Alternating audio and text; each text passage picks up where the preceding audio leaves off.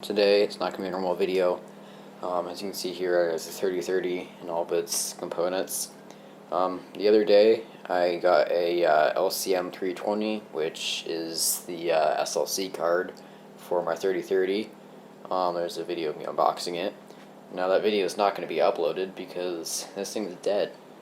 So it plugs into the panel via ribbon cable, which plugs in there, and it plugs in right there.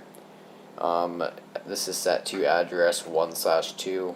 If I had an LEM, it would be 2, but it's an LCM, so it's address number 1, and it's programmed to the panel. It shows a loop 1 communication failure, and the 5-volt light on here is on, and the receive light blinks at the same time that the transmit light blinks on the CPU there. But the transmit light never blinks on this, and the receive light never blinks on that.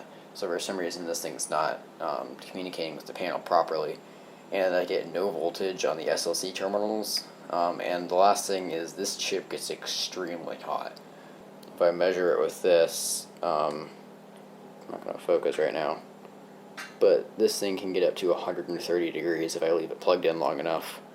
So I want to unplug it before it gets too hot, but this thing is extremely hot, which please let me know if that's normal. I've tried programming in every single address on here from like 1 to 10, and then unplugging it and flipping the dial around to every single address to see if that will help, and it does not.